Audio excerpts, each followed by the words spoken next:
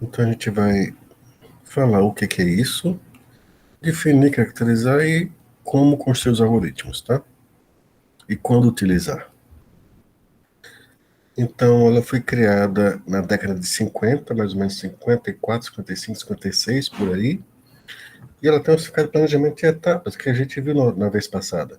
Nota que a gente pôde quebrar o problema em problemas de unidades pequenas e aumentando o tamanho dele até chegar ao problema completo. Em cada etapa que nós aumentávamos, nós escolhíamos uma opção para aquela etapa, considerando as soluções das etapas anteriores. Tá bom? É usado em tudo, na bioinformática, análise de doenças, cadeias de Markov, isso aí é algo que vocês não veem, mas é algo poderosíssimo em análise de dados e em controle de robôs. Caminho mais curto, aquele informe de Mobelma que nós vimos, é um algoritmo de programação dinâmica, entre muitos outros. É, sem dúvida nenhuma, uma das técnicas mais utilizadas para criar novos algoritmos no mundo, tá bom? Tem similaridade com aquele dividir e conquistar que nós vimos como exemplo no Magisorte e no Quicksort, porque a gente vai ver que envolve equações recorrentes. A gente vê também que a gente trabalha o problema dividindo ele em problemas menores, embora o processo seja um pouco diferente às vezes do que é o dividir e conquistar. Mas a gente vai resolvendo os problemas menores e combinando as soluções deles com os problemas que os contêm até obter a solução do problema completo original. Diferenças delas para o dividir e conquistar. Em primeiro lugar, a gente viu que a gente armazena os resultados e consulta o que foi armazenado para decidir qual a solução do problema atual. Quando a gente for ver a parte recursiva, isso vai evitar recursões desnecessárias, ou seja, a nossa versão de algoritmo recursivo tende a ser muito mais rápida. Nesse sentido, a gente só está molhando o pé aqui, mas tem tomos e tomos sobre esse assunto.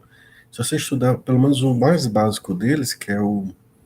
Poxa, escapou o nome dele agora, até o cara de estatística, você já sai sabendo do mínimo estúpido de algoritmos recursivos. Tá certo?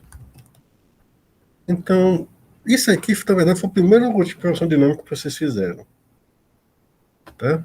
Esse aqui é a versão recursiva dele. Obviamente, quando você faz isso, se n menor ou igual que 2, você torna em 1.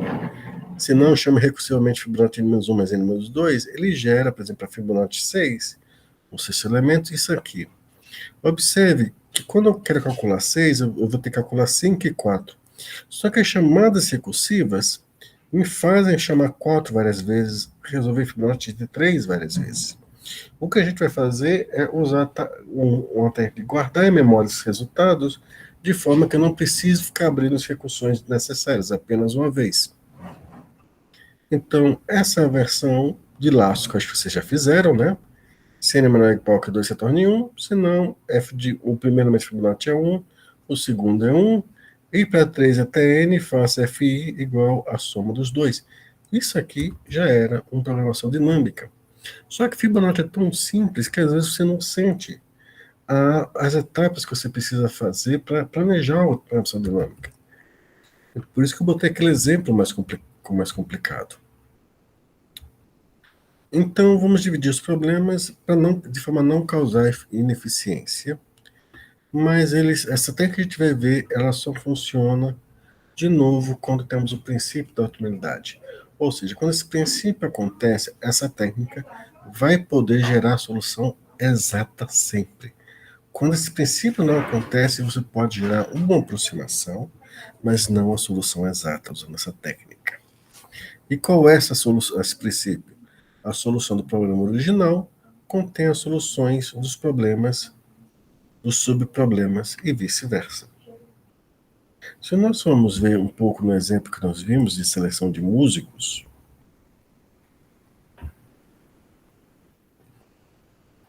tá? Deixa eu voltar aqui para cima para o caso de exemplo. Observe que a solução final ela envolve as soluções dos subproblemas considerados anteriores e vice-versa, ou seja, a solução final usa a solução correta dos problemas menores sobre os quais ele se fundamenta para resolver o problema maior. É isso que esse princípio quer dizer. e vice-versa. Então, uma solução global contém as soluções dos problemas menores que a contém, e as soluções dos problemas menores podem ser usadas para compor a solução do problema global, no geral. É isso que essa frase quer dizer. E para isso tem um método para criar esse algoritmo, que é caracterização de uma solução ótima, calcular a solução ótima, que envolve uma equação recorrente escrita no algoritmo, e observe que calcula o valor da solução. Quando ele calcula o valor da solução, ele calcula o resultado, mas tem um passo 4 que é invisível, que às vezes a gente só tem interesse em saber do valor da solução, nós não temos interesse em exibir a solução para o usuário, a menos que ele requeira.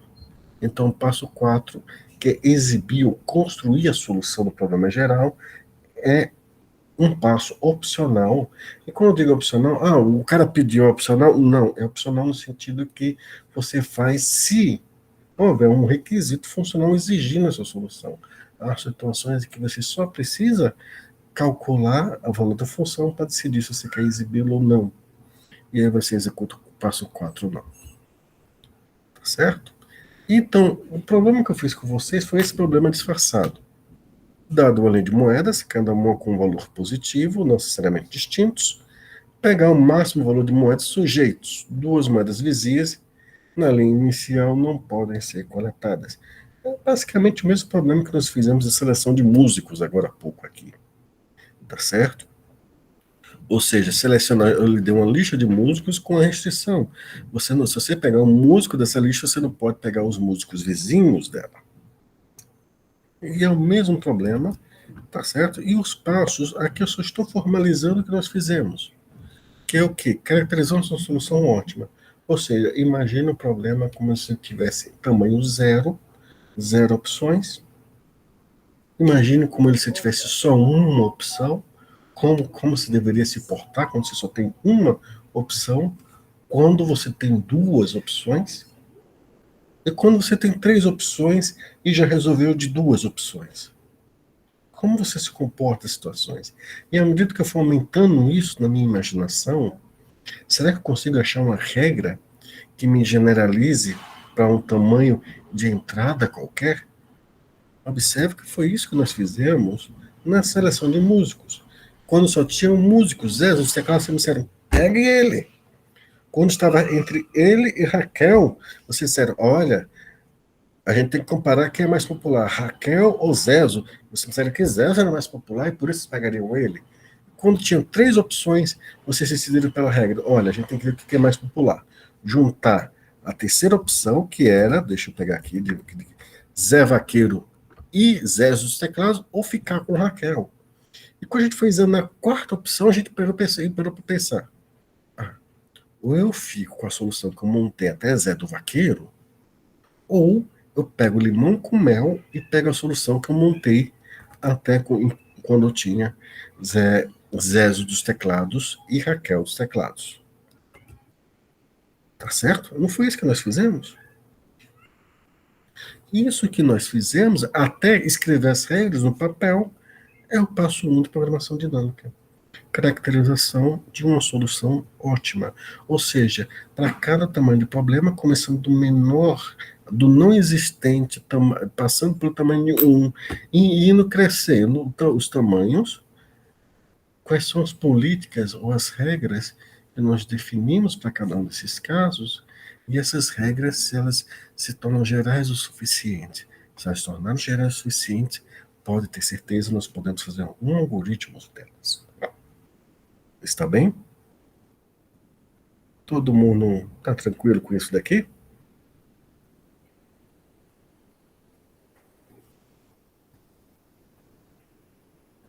Ok? Então, isso normalmente é formalizado com um pouco mais de rigor. Aquilo que nós escrevemos no papel tem uma tradução matemática, e eu vou lhes apresentar agora um tradutor simples de matemática para programação. Certo? Não é um código que vai traduzir matemática para programação. Por favor, não é isso. Eu estou ensinando aos alunos como você lê matemática, transforma em código, ou como você vê um código e vê que há uma certa matemática nele por trás, sem precisar de um PhD em matemática. Tá? Algo bem simples. Tá bom? Aqui na questão de moedas. Se não há moedas, f igual a zero. Se só há uma moeda, pegue ela. Se a moeda ainda está presente, ou você pega a moeda e fica com a solução antes da anterior, ou você não pega a moeda e calcula a solução e fica com a solução anterior. Tendo esses dois calculados antes, a gente decide. E aí a gente escreve a equação recorrente. Observe que a equação é o seguinte: se é zero, nada. Se só tem uma, pegue ela. Se tem mais de uma, você escolhe ou a solução anterior, ou a moeda atual, mas a solução duas anteriores. A gente fez um passo a mais. Por quê? Porque a gente não começou do tamanho zero, a gente começou do tamanho 1, e nosso tamanho seguinte foi 2, e nós precisamos do anterior e antes do anterior, então foi só diferente. Mas observe, olha como a matemática, que normalmente vocês veem, e alguns de vocês até, eu já sinto até alguns de vocês tendo o corpo embolotando de alergia à matemática, não precisa se embolotar. Quando a matemática escreve assim, você tem que ler da direita para a esquerda. Ó. Se n igual a zero, zero, ou seja, índice zero vale zero. Se n igual a 1, isso aqui, índice 1, custo C1. Se n maior que 1, laço para 2 em diante. Entenderam? No laço para 2 em diante, você tem que fazer um se, que seja ou essa opção, ou aquela, se não aquela opção. Entenderam o tradutor? Pode ler também. Mas eu falo isso exatamente, mas você lê sempre a condição primeiro e depois lá. Porque às vezes as pessoas ficam com medo da matemática e já olha a fórmula matemática e já diz, como é que eu vou transformar? Já pensa que vai ser um pesadelo. Não vai ser, é só ler com calma. Pá, pá, pá, pá. E quando você vê assim, n maior que 1 é um laço, tá?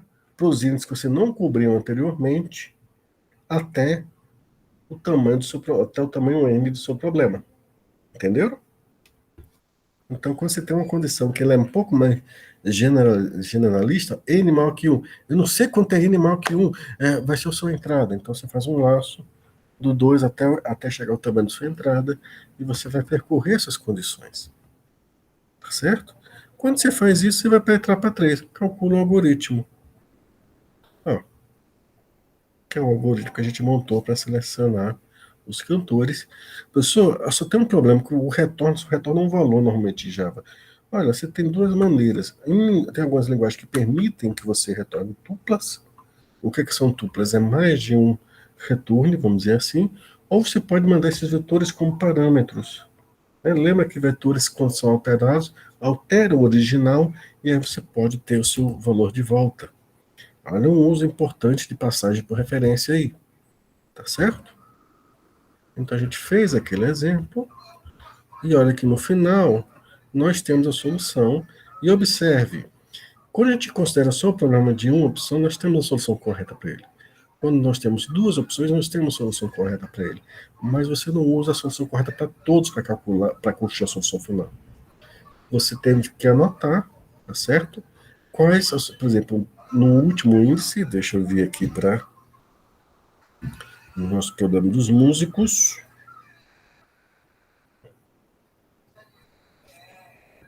Quando a gente chegou aqui no final, em Péricles, né, nós tínhamos uma anotação. Era selecionar Péricles e solução anterior. Então, o que acontece? Nós temos uma anotação, nós temos aqui no final o valor final. Nós temos o total de 17 votos. Aqui. Tá certo? E uma anotação dizendo, se eu pego esse pedaço de solução, e de onde estão os demais, a anotação dos demais pedaços.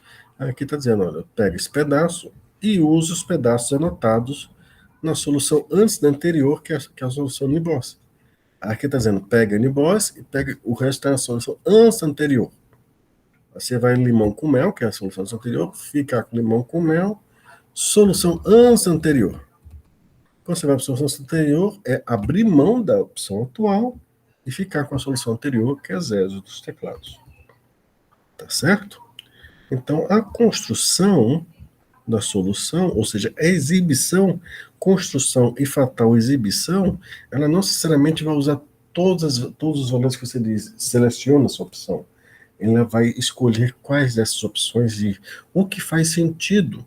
Porque o problema, se eu só tivesse só até a quinta opção de músico, não é o mesmo problema se eu tiver a sexta opção de música, de músico. Então, a gente coloca aqui e depois a gente vai passar um outro algoritmo para dizer como vai pegar isso. E aí a construção dele depende de como você anotou que elementos fazem parte de solução de cada problema. Observe, cada índice aqui é como se fosse uma barreira. Índice 1, eu considero pelo menos que só tem um índice, até uma opção. E igual a 2, eu estou cursando os problemas com duas opções, com essas duas opções. E igual a 3, com essas três opções apenas. Observe que isso não é a mesma coisa que você ter as quatro opções. Então, quando eu olho aqui, eu guio 6 e diz, olha, eu vou pegar esse pedaço, mas o próximo pedaço está no índice 4. Que diz, eu vou pegar esse pedaço, mas o pedaço anterior está no índice 2. E aqui diz, não está, aqui eu não pego o pedaço, eu pego do índice 1. E aí eu monto a solução do meu problema completo, exibo para o usuário. I igual a N, enquanto I maior que zero, se pegue I, imprima uma moeda, decremente 1 e 2, se não, I recebe I menos 1. E você vai examinar o vetor ali, se pega componente ou não. É entendidos?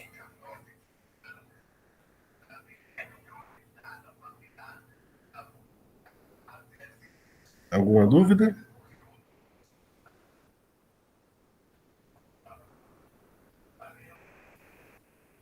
Não? Eu vou parar por aqui. Hoje nós continuamos nesse assunto segunda-feira. Tá bom?